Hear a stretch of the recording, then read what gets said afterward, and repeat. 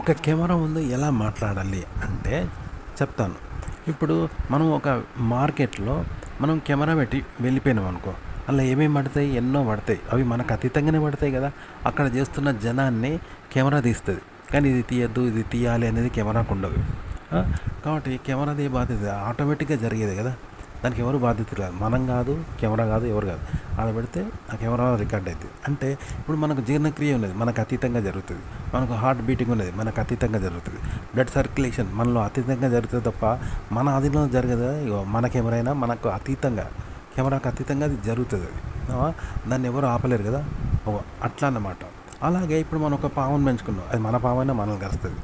ఒక బాంబు పెట్టినాం, మనం పెట్టిందైనా పేలితే మనమే చేస్తాం కదా. అంతేగాని అది మన పామని ఆగదు, మన పామని మనల్ని కరవకుండా ఊకోదు కదా. ఇగో ఇట్లనే మన నుండి వచ్చే మాట కానీ, కెమెరా ముందు మనం మాట్లాడుతూ ఉంటాం కదా ఫేస్ క్యామ్లో, మన నుండి వచ్చే మాట కానీ, ఆలోచన కానీ, భావాలు కానీ, మన కదలిక కానీ, ఇవన్నీ కూడా మనము ఎక్కడ సెన్సార్ చేయొద్దు. మనకు అతీతంగా జరగాలన్నమాట. ఓకే, మనకు అతీతంగా జరగాలి. చెప్పాను కదా, ఇప్పుడు మన పక్క మన నాగం ఉన్నది, మనం పెంచిన భావం అంత మాత్రం అది కరవకుండా ఊకోదు కదా. మనం కరవకుండా చేయలేం కదా. పోనీ ఒక బాంబు పెట్టినాం, పెడితే అది బ్లాస్ట్ అయిందంటే మనమే చేస్తాం. అంతేగాని అది పేలకుండా ఉంచే శక్తి మనకు లేదు, చూసినావా. అట్లనే మనం కూడా అంతే. ఇప్పుడు మనల్ని మనం కంట్రోల్ చేసుకోవద్దు. మాటలు, భావాలు, ఆలోచనలు, మన కదలిక అనేది కంట్రోల్ చేసుకోకుండా జెన్యూన్గా మాట్లాడండి. ఎక్కడ సెన్సార్ చేయకండి. ఒక కంటెంట్ ఎలా తయారు చేయాలంటే, ఇప్పుడు ఒక బుద్ధి ఉన్నది. ఇప్పుడు వాడిని ఆడాలను, చిన్నపిల్లలను కూడా వాడు చెడు దృష్టితో చూస్తాడు. ముసలోళ్ళ మీద కూడా అత్యాచారం చేస్తాడు. అందరినీ వాయి వరుస లేకుండా వాని దృష్టి అదే ఉంటుంది కాబట్టి వాడు అదే విధంగా ఉంటాడు. ఎలా అంటే ముసలోళ్ళు, వృద్ధులు, చిన్నపిల్లలు అనేది లేకుండా చెడు దృష్టితో చూస్తాడు, మిస్బిహేవింగ్ చేస్తాడు. వాని బుద్ధి ఎలా ఉంటుంది కదా. అంటే ఇలాగే ఇలాంటి వాళ్ళ కోసం ఏం చేస్తారంటే సినిమా, సెక్స్ సినిమాలు తీస్తారు, అశ్లీలము, శృంగారము, బూతు సినిమాలు తీస్తారు, చూసినావా, అడల్ట్ కంటెంట్. అంటే ఇలాంటి వాళ్ళ కోసం అంటే వీళ్ళ బుద్ధి ఇలా ఉంటుంది కాబట్టి వీళ్ళ తీరులో అక్కడ సినిమాలు తీస్తారు. ఓకే, వీని తీరులో చూస్తారు అన్నట్టు. అంటే పచ్చకళ్ళద్దాలు పెట్టుకున్నానికి లోకం అంతా పచ్చగానే కనబడుతుంది కాబట్టి వీని దృష్టి అది కాబట్టి వీని దృష్టి తీరే అక్కడ సినిమా తీస్తారన్నట్టు. ఓకే, ఇలాంటి వాళ్ళ కోసం బోత్ సినిమాలు తీస్తారు. అయితే అంటే ఉదాహరణ చెప్తాను. ఇప్పుడు దొంగలు ఉన్నారు, దొంగలు దొంగతనం చేస్తారు కదా. దొంగతనం వాళ్ళ బుద్ధి దొంగ బుద్ధి. ఎక్కడ దొంగతనం చేయాలి, ఎవరిని ఎత్తుకపోవాలి, ఏం చేయాలి, ఇదే దొంగ బుద్ధి ఉంటుంది వాళ్ళని. కాబట్టి ఏం చేస్తారు, ఇళ్ళల్లో పడే దొంగలు, రాత్రి వచ్చే దొంగలు ఉంటారు కదా, వాళ్ళ కోసం ఏం చేస్తారు, దొంగ సినిమాలు తీస్తారు. అంటే దొంగలకు దొంగతనాలు ఎట్లా చేయాలి, దొంగతనం చేయాలని వాళ్ళు ఇష్టపడతారంట అనుకున్నాం కాబట్టి దొంగలకు దొంగతనం సినిమాలు తీస్తారు. దొంగతనం చేసినట్టు, పారిపోయినట్టు, మన పోలీసులు పట్టుకుంటూ ఉరికినట్టు, కొట్టినట్టు, మళ్ళీ దొంగతనం చేసినట్టు, మన ఇదే సినిమా దొంగ బుద్ధి కాబట్టి దొంగలకు దొంగ సినిమా తీస్తారు. అట్లా అన్నట్టు. కంటెంట్ కూడా అలాగే చేయాలి. ఆడియన్స్కి ఏం కావాలి అనేది అదే తీయాలన్నట్టు. వాళ్ళ తీరు చూసి అలా కంటెంట్ తయారు చేయాలి, ఆ విధంగా చెప్పాలి. అప్పుడు వాళ్ళు ఇష్టపడతారు. అంటే ఇక్కడ చెప్పేదంటే తాగుబోతునికి ఏం కావాలి, తాగుబోతులు కావాలి, తాగుడు కావాలి. అంతేగాని తాగుడు వద్దన్నట్టు నచ్చడు వానికి. సిగరెట్ తాగడానికి వద్దు, అది మంచిదా అంటే నచ్చడు వాడు, వానికి అదే కావాలి. కాబట్టి వానికి సిగరెట్లు ఇస్తే సంతోషపడతాడు, తాగుతానికి మందిస్తే సంతోషపడతాడు. చూసినావా, అట్లా కంటెంట్ ఆ విధంగా చెప్పండి. జనాలకు ఏది కావాలో అది చెప్పండి. ఒక న్యూ కంటెంట్ కానీ లేదా జనాలకు నచ్చే కంటెంట్ అంటే ఎలా చేయాలి అంటే, ఇప్పుడు ప్రాణాలు ఇష్టడు, నరరూపరాక్షసుడు, వానికి ప్రాణం విలువ తెలియదు. ప్రాణం అంటే ఎంత గొప్పది, ఆ ప్రాణం మీద ఎంతమంది ఇష్టపడతారు, ఒక మంది చేస్తే ఎంతమంది బాధపడతారు వానికి తెలియదు. సింపుల్గా వాడు ఒక మనిషిని చంపేస్తాడు. అలాగే వానికి దొంగకు డబ్బు విలువ తెలియదు. సింపుల్గా ₹1,00,00,000 ఎవడో చెల్లి పెళ్ళికో బిడ్డ పెళ్ళికో అని పెట్టుకుంటే వాని దొంగతనం చేస్తారు. ఇక వాని దొంగ బుద్ధి ఉంటుంది. ఇలాంటి వాళ్ళకు ప్రాణం విలువ తెలియదు కదా, వీళ్ళ బుద్ధి అదనమాట. కాబట్టి దాన్ని మనం వ్యతిరేకించడము, తప్పు పెట్టడము చేస్తే వాళ్ళకి నచ్చదు. కాబట్టి వాళ్ళ దుర్మార్గాన్ని ప్రోత్సహిస్తే మనం చెడుని ప్రోత్సహించినట్టే కదా. అంత మనకు మనం నరుకున్నట్టే. దాన్ని ప్రోత్సహించొద్దని మనం అనుకుంటాం, కానీ దాన్ని ప్రోత్సహిస్తే మాత్రం వాళ్ళు నచ్చుతారు. ఇక్కడ వాళ్ళని ప్రోత్సహించాలి, వాళ్ళకు సపోర్ట్ చేయాలన్నట్టు.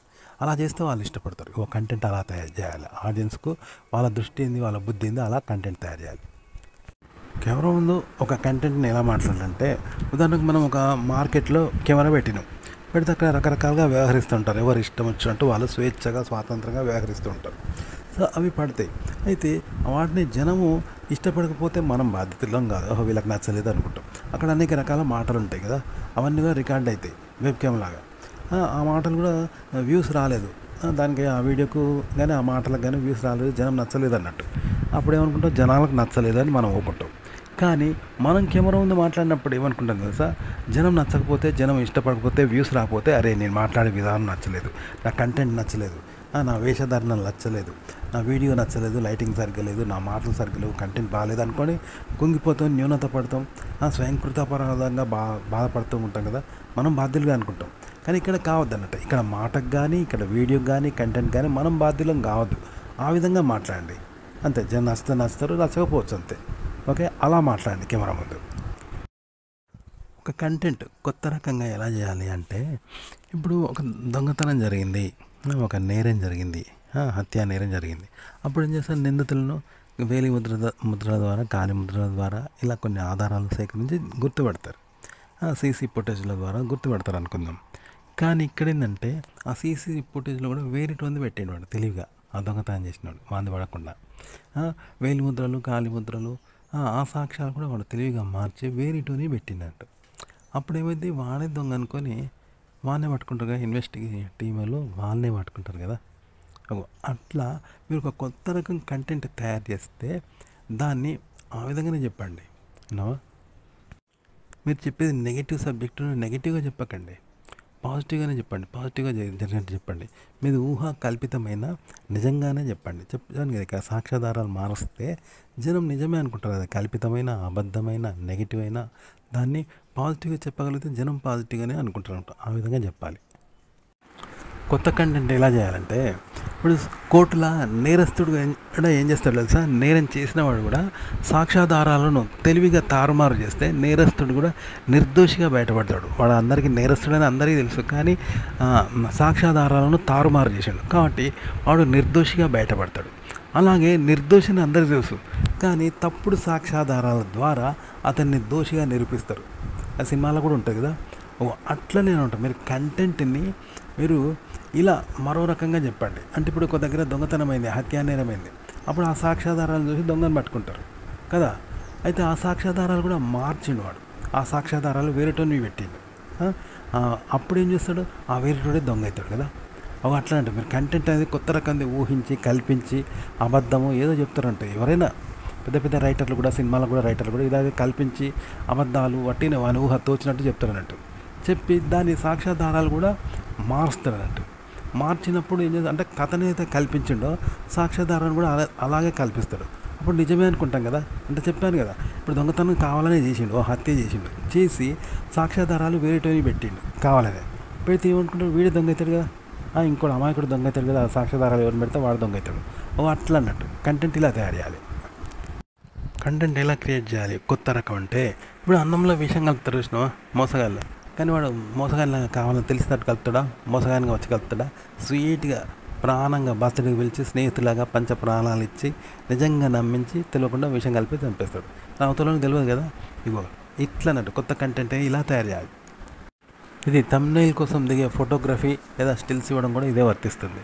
చెప్పాను కదా, మనం పెట్టే స్టిల్స్ కూడా ఇలాగే పెట్టాలి. అంటే ఇప్పుడు ఒక దొంగతనం చేసావు, దొంగతనం జరిగింది, నేరం జరిగింది, కానీ సాక్ష్యాధారాలను చూసే కదా దొంగడు దొరవడు అని తెలుసుకుంటారు. కానీ ఆ సాక్ష్యాధారాలు కూడా దొంగతనంగా వేరేటోని పెట్టినాం అనుకో, వేరేటోడు అనుకుంటారు కదా దొంగని. చూసావా? అట్లా అన్నట్టు రెండు దొంగతనమే కదా. అట్లా స్టిల్ పెట్టడం కూడా ఉంటుంది. మనం అనేది ఉండదు, పెట్టే స్టిల్ అనేది రాంగ్ పెట్టాలి, మనం ఆ ఫీలింగ్ కూడా మూమెంట్ కూడా రాంగ్ పెట్టాలి. పెడితే నిజమే అనుకుంటారు కదా. ఇప్పుడు కోపం వచ్చింది, ఆ కోపం కూడా ఎందుకో వచ్చినట్టుగా పెట్టినాం అనుకో, అప్పుడు ఏమవుతుంది, అది పలానా కారణం చేత వీళ్ళకి కోపం వచ్చింది అనుకుంటారు. కానీ ఆ కోపం పెట్టిందే ఆ పలానా కారణం అనేది, ఆ రీజన్ కూడా మనం తెచ్చిపెట్టుకున్నాం. అట్లా అలా పెట్టాలి స్టిల్.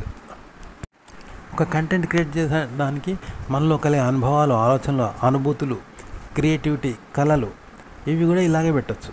ఓకే, పెట్టుకొని దాని రీజన్ కూడా తెచ్చిపెట్టుకొని అలా భ్రమపడుతూ, అలా ఊహిస్తూ, అలా ఆలోచిస్తూ, అలా అనుభవిస్తూ, అనుభూతి పొందుతూ ఉంటే జనం నిజమే అనుకుంటారు. చెప్పడం ఇలాగే చెప్పాలి, దాన్ని రాయడం ఇలాగే చేయాలి, మాట్లాడడం ఇలాగే మాట్లాడాలి, క్రియేట్ చేయడం ఇలాగే చేయాలి కంటెంట్. కంటెంట్ కొత్తది ఎలా క్రియేట్ చేయాలంటే, ఉదాహరణకు మనం ఏం చేస్తాం, ఒక పెద్ద ఊరున్నది అనుకుందాం, వీధి ఉన్నది పెద్దది, అందులో వీధంతా మనకు తెలియదు, కనబడదు, కానీ మనకు తెలిసేది ఇప్పుడు మన ఇంటి వరకు అది మనకు తెలుసు. మన ఇల్లు, మన ఇంట్లో పెరడు ఎక్కడున్నది, గోళం ఎక్కడున్నది, బావి ఎక్కడున్నది, నల్ల ఎక్కడున్నది, మన అన్నవాడు, తమ్ముడెవడు, అక్కడు, ఇవన్నీ మనకు తెలుసు. మన ఇంట్లో మాటలు, వంటలు ఇవన్నీ తెలుసు. ఇట్లా అనమాట. వీటి గురించి ఏదైనా మాట్లాడతావు కదా, ఎవరు ఏం చేస్తారు, ఎలా ఏం చేస్తారు అనేది నువ్వు ఒక షార్ట్ ఫిల్మ్ తీయగలుగుతావు. అంటే ఎవరు ఎట్లా చేస్తారు అనేది మన ఇంటి వరకు తీయగలుగుతావు కదా. ఇదొకటి అనమాట. ఆ తర్వాత పక్కింట్లో పక్కింట్లో మనకు తెలియదు కాబట్టి పక్కింట్లో అందులో 10 రోజులుండు. మళ్ళీ మన ఇంట్లో ఎట్లా తెలిసిందో వాని ఇంట్లో గోళం, వాని ఇంట్లో అన్నం వండుకునేది, వాని ఇంట్లో బాత్రూము, వాని ఇంట్లో కొట్లాటలు, వాని ఇంట్లో టీవీ, వాని ఇంట్లో తోట ఏదో అవి తెలుస్తాయి. వాటిని షార్ట్ ఫిల్మ్గా తీయచ్చు కదా. మళ్ళీ అది మనకు తెలుసు. ఇలా ఊరంతా ఒక్కొక్క ఇంట్లో ఒక్కొక్క రోజు 10 రోజులుండు, ఒక్కొక్క ఇంట్లో 10 రోజులుండు, నెల రోజులుండు, వాటి గురించి తెలుస్తాయి. అవన్నీ ఇది షార్ట్ ఫిల్మ్గా. ఆ ఇంటి మందం ఇది మొత్తం మిగతా పెట్టి ఆ ఇంటి మందం ఇది. ఇట్లా ఒక్కొక్క ఇంటివి ఆ ఇంటి మందం ఇది తీసి ఇవన్నీ జాయిన్ చేస్తే ఒక పెద్ద కథ అవుతుంది అనమాట. ఒక వీధి ఎంత పెద్ద కథ అవుతుంది. ఒక ఈ వీధి మొత్తంలో ఏమేం జరుగుతుంది అనేది నువ్వు ఒక దగ్గర పేర్చిపెట్టు బొమ్మల కొలులా. ఓ గట్లనే కంటెంట్ అనేది అలా తయారు చేస్తారు. కాకపోతే మనకు మన ఇంటి విషయం తెలుసు కదా. అలా వీధి మొత్తంలో కలిపి కథ చేయాలంటే ఇప్పుడు మన వీధి అవతల ఏదో అయితే ఎవడో ప్రేమించుకున్నాడు, ఎవడో కొట్లాడుకుంటున్నాడు, ఎవడో వద్దన్నాడు, ఎవడో అమ్మాయి ఆత్మహత్య చేసుకున్నది, ఎవడో అమ్మాయికి లవ్ లెటర్ రాశాడు, ఇన్ని విషయాలు జరుగుతూ ఉంటాయి. అవి మనకు అతీతంగా, మనవి కావు, ఎవరి కావు, మనకు అతీతంగా జరుగుతూ ఉంటాయి కదా. అది కథగా తీసుకొని ఆ సన్నివేశాలు అన్నీ పేరుస్తే, ఇప్పుడు చెప్పిన కదా నేను పేర్చినట్టు, అలా పేరుస్తే బొమ్మల కొలు పేరుస్తే ఒక కంటెంట్ అయింది, లేదా ఒక కథ అయింది. గింతే కంటెంట్ తయారు చేయడం అంటే. ఈ విధంగా మీరు సొంతగా ఊహించిన కంటెంట్ కూడా చెప్పచ్చు. లేకపోతే క్రైమ్ న్యూస్ అవి ఉంటాయి కదా టీవీలలో, అవి కూడా మీరు ఇలాగే చెప్పచ్చు. లేకపోతే వేరే వాళ్ళ వీడియోలు చూసి కూడా ఇలాగే చెప్పచ్చు. ఆర్టికల్స్ చదివి ఇలాగే చెప్పచ్చు. కానీ ఇది ఎలా ఉండాలంటే ప్రారంభము ఎండింగ్ అనేది ఉండద్దు. అంటే వికటకవి అంటే ఎట్లుంటుంది, స్టార్టింగ్ ఎండింగ్ అటు నుండి చదివినా ఇటు నుండి చదివినా ఒకేలా ఉంటుంది కదా. ఇలా ఎటు నుండి చూసినా ఒకేలా ఉండాలి. స్టార్టింగ్ ఇదే ఎండింగ్ అనేది ఉండకుండా చెప్పాలంట విషయం. అలా ఉండాలి. చెప్పాను కదా, అన్నీ పేరుస్తూ పేరుస్తూ పోతే బొమ్మల కొలువులా పేరిస్తే ఒక్కొక్క ఇంటి విషయం మనం పోయి తెలుసుకొని బొమ్మల కొలువులా పేరిస్తే ఒక పెద్ద వీధి అవుతుంది కదా. అట్లా కంటెంట్ చెప్పాలన్నమాట. మనకు పేపర్లో వస్తే అప్పుడప్పుడు ఈ అంకెలు కలపండి ఒక బొమ్మ ఇది అందమైంది అంటే పిల్లలు ఏం చేస్తారు, 1 2 3 3 అని ఇట్లా కలపగానే మంచి ఏనుగు తయారైద్ది, తెలుసు ఒక కుక్క బొమ్మ తయారైద్ది. అట్లా అన్నట్టు మీరు ఇవన్నీ బొమ్మల కొలువులాగా ఒక్కొక్క ఇంటి సమస్య పోయి అవన్నీ పేరిస్తే ఒక కథ కావాలన్నమాట. ఇప్పుడు బొమ్మ ఎట్లా తయారైందో అలా కథ కావాలన్నమాట. అలా చెప్పండి.